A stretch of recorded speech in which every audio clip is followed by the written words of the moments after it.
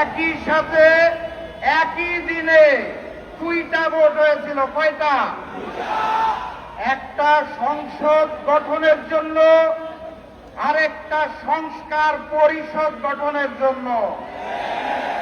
একই দিনের একটা ভোটের শপথ তারা নিয়ে বলেছে হালাল, আরেকটা শপথ না নিয়ে ম্যানেজ ভোটে জয়ী হয়ে বলতে চায় হারাম। একই দিনে এক ভোট যদি হালাল হয় তাহলে আরেকটা হারাম হতে পারে না।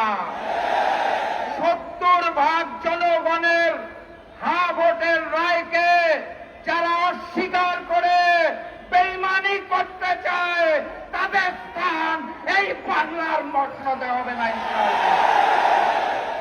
যাই বলা হয় তারা একটা শব্দ শুনিয়ে দেয়, কি সেটা? সংবিধান। সংবিধান উচ্চারণ করতে গেলে শেষে আসে ধান।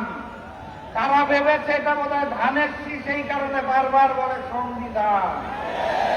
এটা ওই যে নির্বাচনের আগে নিকৃষ্ট স্লোগান দিত, কি জানি, লাগারে লাগা ধান লাগা, ওই ধান নয়।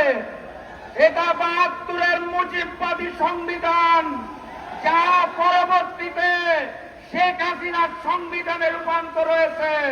সেই সংবিধানকে তারেক বাদের সংবিধান আমরা হতে দেব না। অতএব কথাবার্তা পরিষ্কার, গণভোটের রায়কে সম্মান জানিয়ে বাস্তবায়ন করুন, না হলে যেই আন্দোলন করে তোলা হবে মসনদ থাকবে না ইনশাআল্লাহ। বিজয়ের পথে যাত্রা শুরু, জীবন অথবা মৃত্যু। আসসালামু আলাইকুম।